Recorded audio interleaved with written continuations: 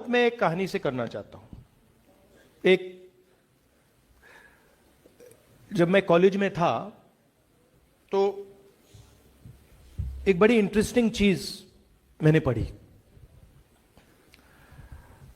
ये जो अमेरिकन बड़े बड़े कॉलेजेस होते हैं, आपने नाम सुना होगा, हार्वर्ड यूनिवर्सिटी, स्टैनफोर्ड यूनिवर्सिटी, नाम सुना आपने? इनमें अगर कोई स्टूडेंट जाना चाहता है तो एक एग्जाम होता है, SAT, स्टैंडर्ड एप्टीट्यूड टेस्ट। नाम सुना आपने इसका? और मतलब पूरी दुनिया SAT करना चाहती है क्योंकि उससे हार्वर्ड यूनिवर्सिटी के दरवाजे खुलते हैं। जब ये SAT एग्जाम बनाया गया पहली बार अमेरिका में, तो एक अजीब सी चीज हुई। जब ये एग्जाम दिया जा रहा था, जो गोरे स्टूडेंट्स थे उनका परफॉर्मेंस अफ्रीकन अमेरिकन स्टूडेंट्स से बहुत अच्छा था। और मतलब हर साल एग्जाम होता था, गोरे जो स्टूडेंट्स थे वो टॉप स्कोरर्स होते थे और अफ्रीकन अमेरिकन जो स्टूडेंट्स थे और जो स्पेनिश स्पीकर्स थे वो सेकंड टियर, थर्ड टियर पे रहते थे। पहले लोगों ने कहा कि जो अफ्रीकन अमेरिकन हैं ये कम होशियार है, इनको मतलब समझ नहीं आ रही। और ये चला, मीडिया में आया कि जो अफ्रीकन अमेरिकन हैं वो कम इंटेलिजेंट हैं, जो गोरे लोग हैं ज्यादा इंटेलिजेंट हैं। और फिर एक प्रोफेसर था, शायद हार्वर्ड यूनिवर्सिटी में ही था, उसने एक एक्सपेरिमेंट किया। उसने क्या किया कि जो क्वेश्चंस थे, जो क्वेश्चन बैंक था, सिर्फ क्वेश्चन बैंक, उसने अफ्रीकन अमेरिकन प्रोफेसर से बनवा दिया। मतलब जो क्वेश्चन पेपर लिखा गया SAT का, वो अफ्रीकन अमेरिकन वालों से उसने लिखवा दिया। आपको पता है क्या हुआ? सारे गोरे फेल हो गए। तो मैं आपको ये क्यों बता रहा हूं? देखिए, जो शिक्षा का सिस्टम है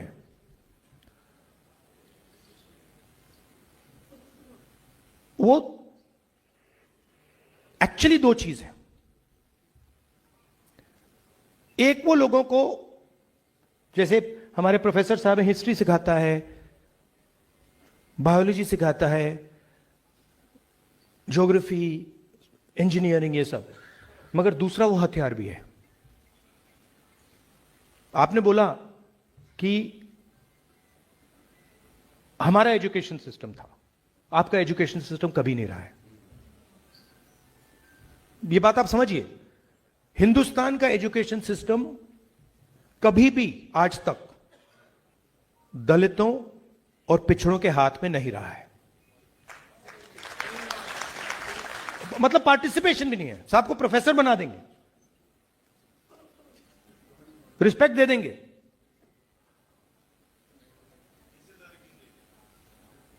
नहीं, आपका कल्चर कहां है उसमें? एजुकेशन सिस्टम में कहां लिखा है कि 3000 सालों के लिए इस देश में दलितों को अछूत कहा गया? एक लाइन लिखी है, मैंने पढ़ी थी। मैं जब स्कूल में था, एक लाइन थी वहां पे, अनटचेबिलिटी, एक लाइन। अगर आपका सिस्टम होता, 15-20 किताबें होती उस पे।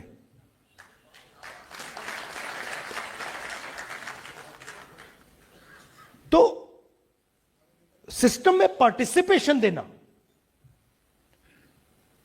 और सिस्टम में कंट्रोल देना बिल्कुल अलग बात है। पार्टिसिपेशन आपको दिया, कांग्रेस पार्टी ने भी दिया, अंबेडकर जी ने दिया, सबने दिया, मिलकर दिया, बट हमारी पूरी कोशिश हुई मगर कंट्रोल आपको नहीं मिला। और जब तक आपको कंट्रोल नहीं मिलेगा, पार्शियल कंट्रोल, टोटल कंट्रोल नहीं, मैं ये नहीं कह रहा हूं कि 100% कंट्रोल, आज तो 0% है, 00 नेगेटिव चल रहा है आजकल। जब तक थोड़ा सा कंट्रोल, आपकी हिस्ट्री, आपका कल्चर, आपके जीने का तरीका, आपके आइडियाज, आप बोल रहे हो कि आपने राहुल गांधी का नाम लिया, फिर उसके बाद आपने अंबेडकर जी का नाम लिया, गांधी जी का नाम लिया। कुछ दिन पहले मेरे साथ एक लड़का काम करता है, मेरे पास आया, उसने कहा देखिए आपने जो भारत जोड़ो यात्रा की, उसने देश का माहौल बदल दिया। मैंने उससे सवाल पूछा, मैंने कहा भाई बताओ एक बात, अगर मैं कन्याकुमारी से कश्मीर तक अकेला चल देता अकेला, तो माहौल बदल जाता क्या? तो आप कैसे कह सकते हो कि मैं कन्याकुमारी से कश्मीर चला और मैंने माहौल बदला? मैंने माहौल नहीं बदला, माहौल लाखों लोग जो चले थे उन्होंने बदला है। मेरा काम सिर्फ सुनने का है, चुप रहकर सुनने का है। आप अंबेडकर जी की बात करते हो, मैं आपसे पूछता हूं, मैंने उनकी किताब पढ़ी है, उनके जो आइडियाज थे, जो विचार थे, वो कहां से आए? क्या वो उनके दिमाग से आए? जनता से आए, आपसे आए? तो विचार किसके थे? विचार दलित समाज के थे, विचार पिछड़ा समाज के थे, आपके विचार थे। उन्होंने उसको क्रिस्टलाइज किया, वो आपकी आवाज बने। मगर आपके बिना ना अंबेडकर जी में, ना मुझ में, ना महात्मा गांधी जी में, ना किसी में शक्ति कुछ नहीं है हमारे में। पावर आप में है, हिस्ट्री आप में है, समझ आप में है, ट्रेडिशन आप में है। आपसे बात किए बिना मैं कभी आपकी जिंदगी को समझ सकता हूं क्या? कैसे? अगर मैं आपसे बात, अगर हिंदुस्तान के दलित नहीं बोलते तो लोगों को अनटचेबिलिटी के बारे में मालूम ही नहीं होता। तो ये जो हमने फोटो लगा रखी हैं, अंबेडकर जी कैटलिस्ट थे। अंबेडकर जी ने, हम कह सकते, आपकी सोच को रिफाइन किया, आपकी सोच को शेप किया। मगर शक्ति और सोच आपकी थी, हिस्ट्री आपकी थी, दर्द आपका था। तो मेरा कहना है कि मेरे सामने इस भीड़ में 600 अंबेडकर बैठे हुए हैं।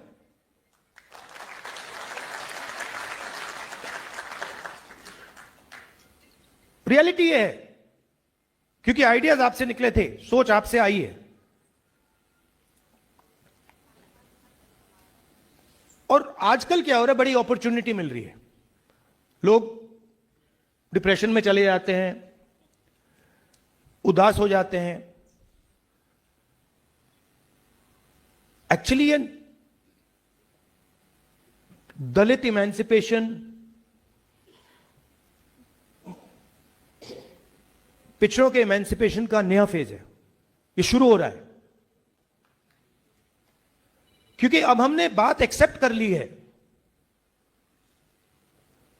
कि जो पिछला फेज था, जिसके बारे में आपने बात की, वो खत्म हो गया है।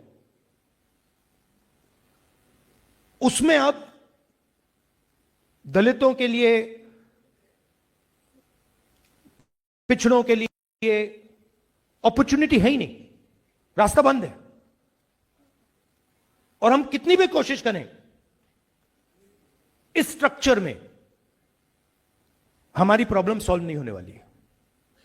ये स्ट्रक्चर अब बीजेपी ने, आरएसएस ने टोटली कैप्चर कर दिया है। आप मुझे बताओ, मेन स्ट्रीम मीडिया को देखते हैं, आप यहां दलित इन्फ्लुएंसर्स हो, आप मुझे नाम बताओ। टॉक शोज होते हैं, मैं तो देखता भी नहीं हूं, टॉक शोज होते हैं, आप मुझे एंकर्स में एक दलित नाम बता दो। एक दलित, एक मुसलमान, एक पिछड़े वर्ग का, एक आदिवासी एंकर मुझे बता दो। जीरो। उनकी बातचीत चल रही है, पूरा फ्रेमवर्क चल रहा है उनका, बट 90% में से कोई है ही नहीं उसमें। कॉर्पोरेट इंडिया की बात करते हैं, आप लोग जीएसटी देते हो, आप जितनी जीएसटी आप देते हो उतनी अदानी देता है। प्रोफेसर साहब ने कहा कि मैं जैकेट पहना हूं, अगर यही जैकेट अदानी खरीदता तो जितनी जीएसटी आपने दी उतनी ही वही देता।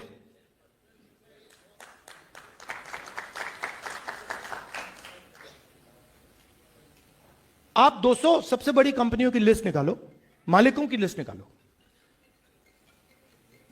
और मुझे बता दो उसमें दलित कौन है। 15% आपकी आबादी है, 200 में से एक इंडस्ट्रियलिस्ट, 2 इंडस्ट्रियलिस्ट, 3 तो होने चाहिए, 5 होने चाहिए, 10 होने चाहिए, एक भी नहीं है, जीरो, -0, कोई है ही नहीं। मैनेजमेंट टीम की बात करो, वहां नहीं मिलेंगे आपको।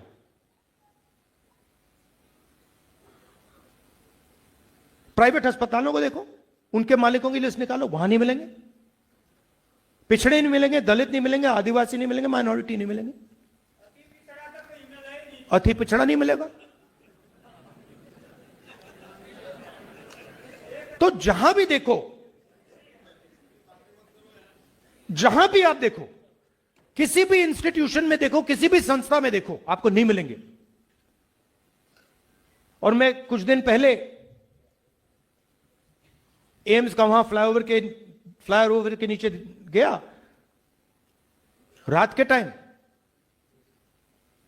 गया था, वहां कौन बैठे थे? वहां कौन बैठे थे? दलित, पिछड़े, आदिवासी, सब वहां बैठे हुए थे। मनरेगा की लाइन में जाके देखो, दलित, पिछड़े, आदिवासी वहां मिलेंगे आपको। मगर इंस्टीट्यूशनल फ्रेमवर्क में, एजुकेशन सिस्टम में, हेल्थ केयर सिस्टम में, ब्यूरोक्रेसी में, जुडिशरी में, मैं ये कह सकता हूं कि हां 2-3% लोगों को बैठा देते हैं, मगर पावर किसी को नहीं देते। पावर किसी को नहीं देते। 90 लोग हिंदुस्तान के जो जीएसटी है उसको बांटते हैं, बजट बनाते हैं, अभी आ रहा है, आप देखना, फोटो लेंगे, 10-11 लोग पिछली बार दिखाई थी, मैंने कहा था हलवा बांट रहे, देखो हलवा बांट रहे थे, ऐसे 11 लोग बैठे थे, उसमें मैंने देखा भैया इसमें एक ओबीसी नहीं, एक दलित नहीं, एक आदिवासी नहीं, और खुल के सामने कह रहे हैं कि देखो भैया हम हलवा बांट रहे हैं। और हजारों सालों से हलवा बांटते जा रहे हैं। छोटा सा चेंज आया था 1947, 15 अगस्त, और प्रगति हुई। मैं ये नहीं कह रहा हूं कि प्रगति नहीं हुई, मगर मैं ये भी कह सकता हूं, और मैं कांग्रेस पार्टी का सिपाही हूं, मैं ये भी कह सकता हूं कि पिछले 10-15 साल में कांग्रेस पार्टी को जो करना था वो नहीं किया। मैं अगर ये नहीं कहूं आपसे तो मैं आपसे झूठ कह रहा हूं, और मुझे झूठ कहना अच्छा नहीं लगता है। ये रियलिटी है, ये रियलिटी है। अगर कांग्रेस पार्टी ने दलितों की, पिछड़ों की, अति पिछड़ों की, वही तो बोल रहा हूं। तो अगर हमने आपकी कॉन्फिडेंस मेंटेन की होती, कभी भी आरएसएस पावर में नहीं आ सकती थी।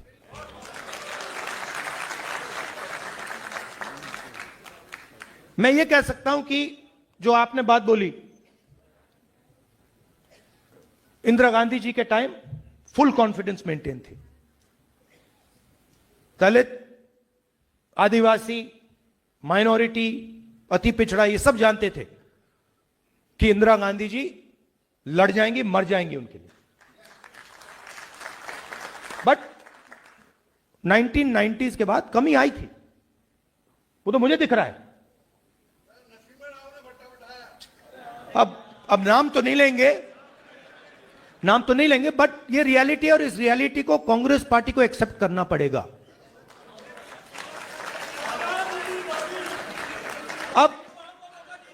अब इसका मतलब क्या है? इसका मतलब है कि कांग्रेस पार्टी में पहले इंटरनल रेवोल्यूशन आना पड़ेगा, जिसमें हम आप लोगों को अंदर डालें।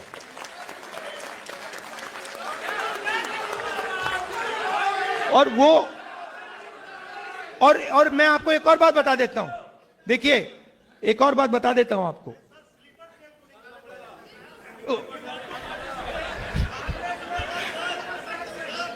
देखिए, एक सेकंड बोलने दीजिए। देखिए, सुनिए, मैं आपको एक और चीज बहुत जरूरी बताना चाहता हूं कि मैंने पहले आपको बोला कि अंबेडकर जी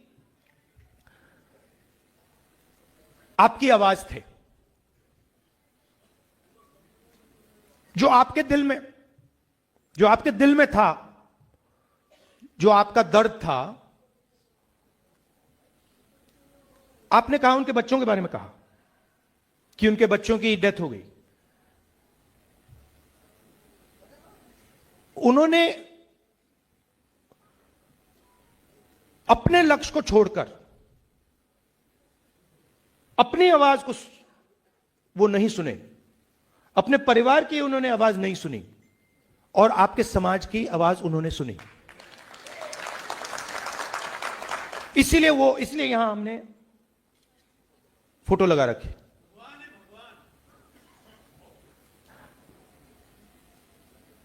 मगर हम कहते हैं कि देखिए, ये कॉन्स्टिट्यूशन जो है, ये अंबेडकर जी ने बनाया, ठीक है, मैं मान सकता हूं। मगर ये कॉन्स्टिट्यूशन जो है, इसको दलितों के दर्द ने बनाया है। जो आपने ह्यूमिलिएशन सहा है, जो आपने डिसरिस्पेक्ट सही है, जो आप पर अपमान किया गया है, उसका नतीजा यह है। अगर आप पर अपमान नहीं होता, अगर आपको अछूत नहीं कहा जाता, तो मैं नहीं सोचता हूं यह कॉन्स्टिट्यूशन बनता। तो मैं उस परिवार से हूं जिसने इसको बनाने के लिए भी सैक्रिफाइस किया है। तो मैं इन बातों को समझता हूं, थोड़ा सा, पूरी तरह नहीं, थोड़ा सा समझता हूं। भाई प्लीज डिस्टर्ब मत कीजिए बार बार आप, प्लीज। पूरी तरीके से तो सिर्फ मोदी जी समझते हैं चीजों को। तो इसमें आपका दर्द है, आपका ह्यूमिलिएशन है, आपकी हिस्ट्री है, इसके अंदर है। इसका मतलब यह है कि यह मेरे लिए पवित्र चीज है। और मैं जानता हूं, ये कितना भी बोल लें ये आरएसएस वाले, मैं जानता हूं कि इस देश का जो फाउंडेशन है, जो इस देश की नींव है, वो आप लोग हो।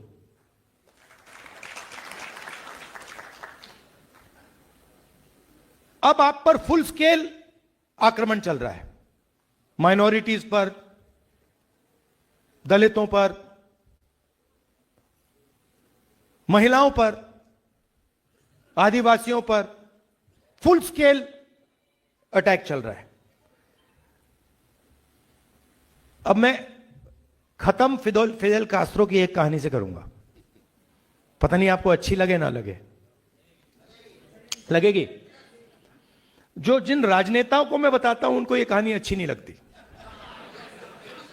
तो फिदेल कास्ट्रो था वहां पे, वो रेवोल्यूशन कर रहा था क्यूबा में, सुना है नाम ना? सुना है। तो एक पत्रकार आया,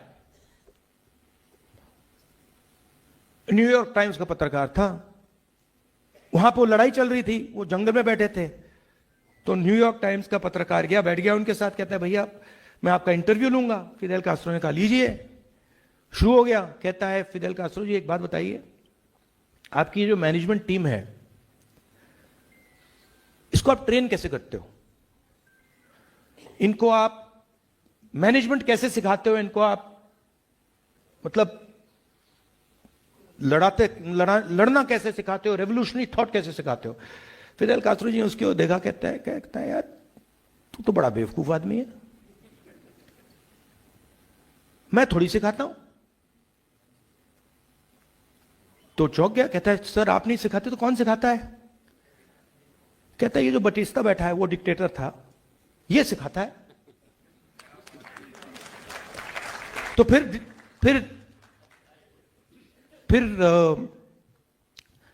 जर्नलिस्ट ने पूछा सर आप क्या बात बोल रहे हो?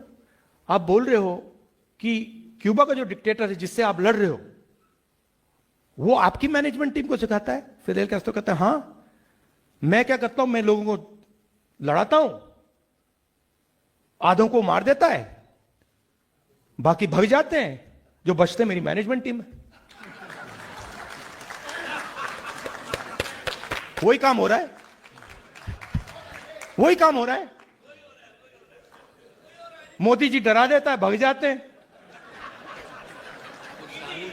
ईडी सीबीआई भग जाते हैं। मैं कहता हूं भागो भैया, मुझे नहीं चाहिए, जाओ महल बचाओ, जान बचाओ अपनी, मुझे कोई फर्क नहीं पड़ता, मुझे तो अपनी मैनेजमेंट टीम चाहिए। तो अच्छा जब मैं ये कांग्रेस के राजनेताओं को कहता हूं उनको बात अच्छी नहीं लगती, कहते यार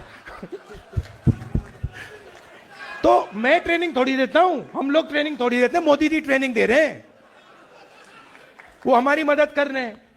सफाई कांग्रेस पार्टी की हम नहीं कर सकते, सफाई कांग्रेस पार्टी की मोदी कर सकता है।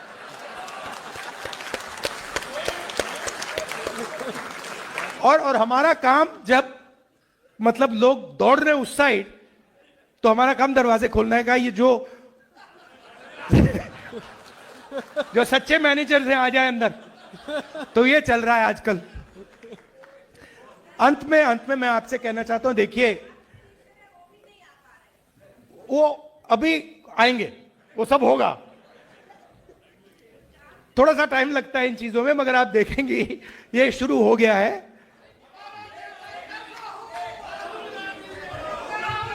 और लड़ाई विचारधारा की, देखिए जब मैं आपको क्लियरली बता देता हूं, जब केजरीवाल जी आए,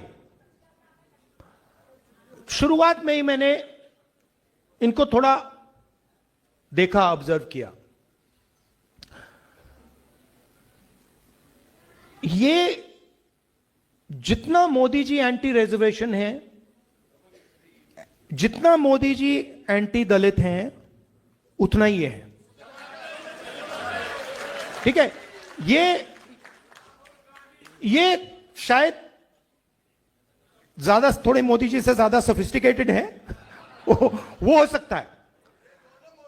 ये जो भी कोई सुनना चाहता है, देखिए मैंने यहां आके बोला आपसे कि देखो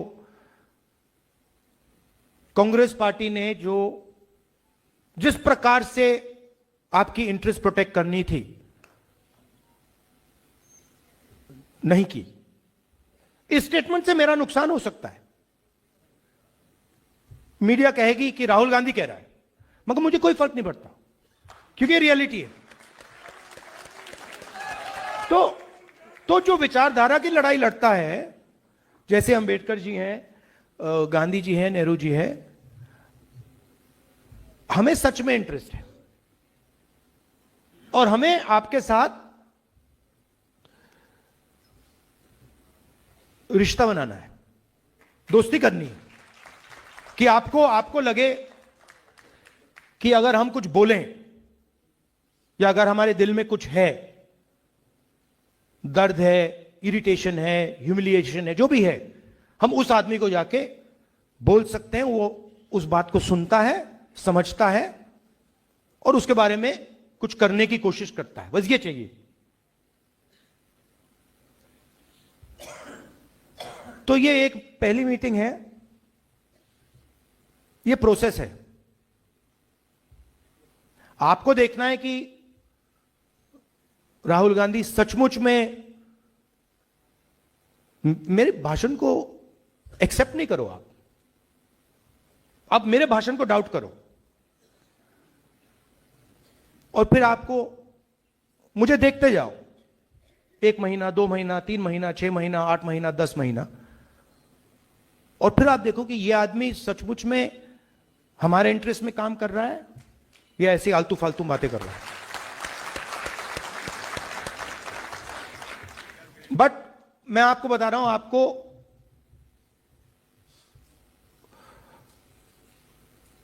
कॉन्फिडेंट रहना चाहिए। ये कुछ नहीं कर सकते हमारा, ये बीजेपी वाले हैं, इनकी बस की नहीं है, ये देश को नहीं चला सकते, ये फ्रॉड है, पूरे फ्रॉड है, टोटल फ्रॉड है, ये मैं बता रहा हूं आपको।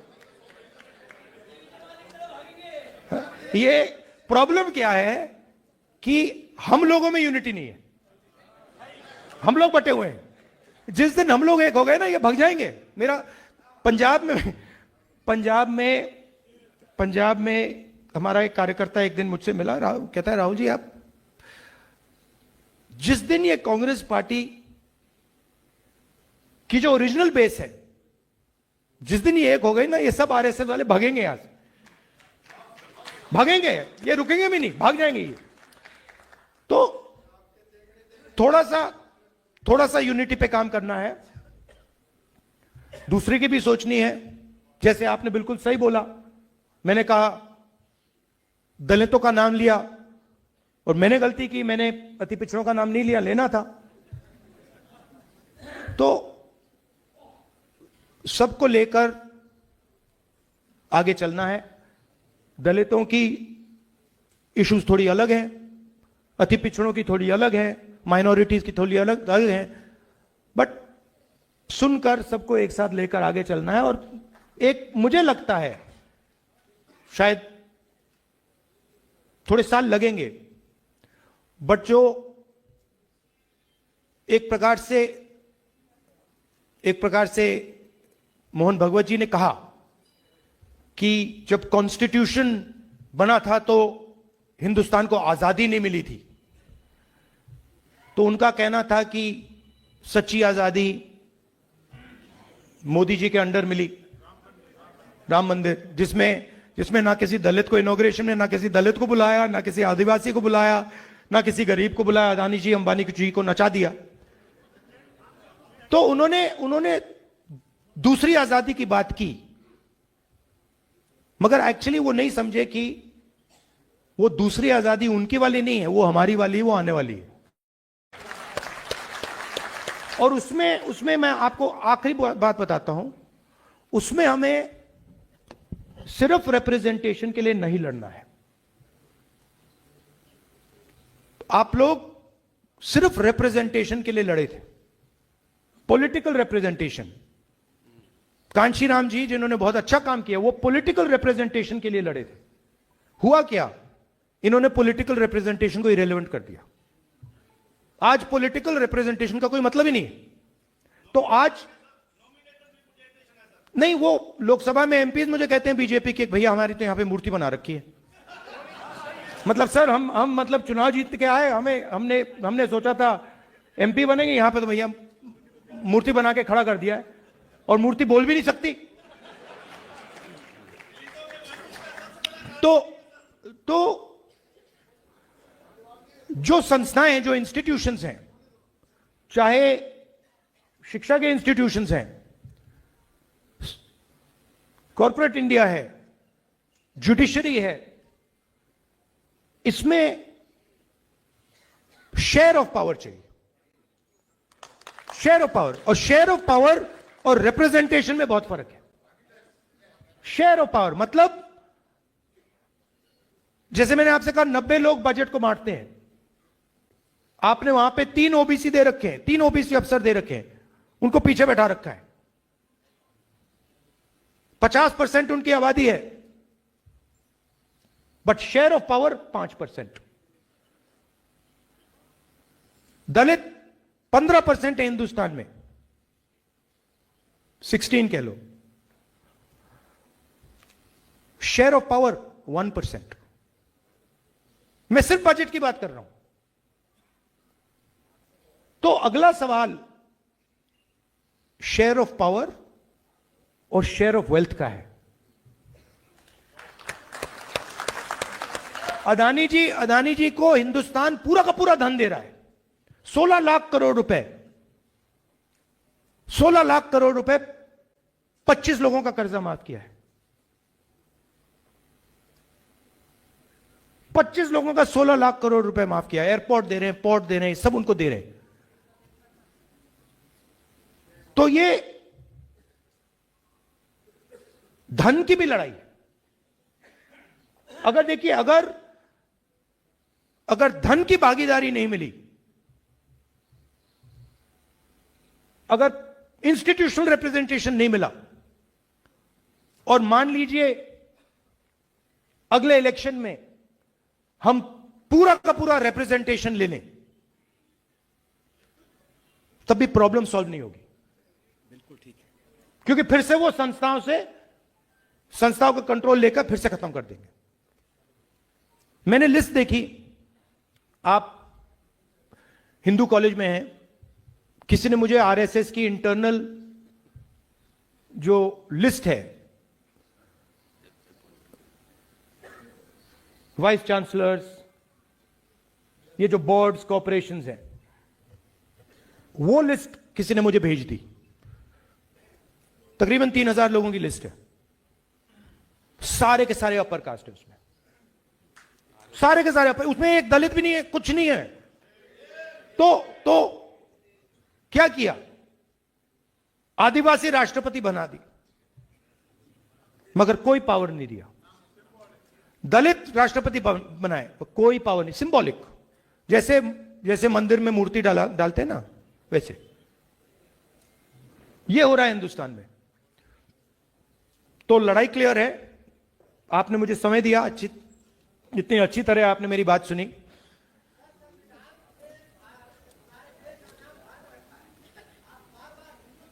सही बात है, गलती है, भारत बोलूंगा।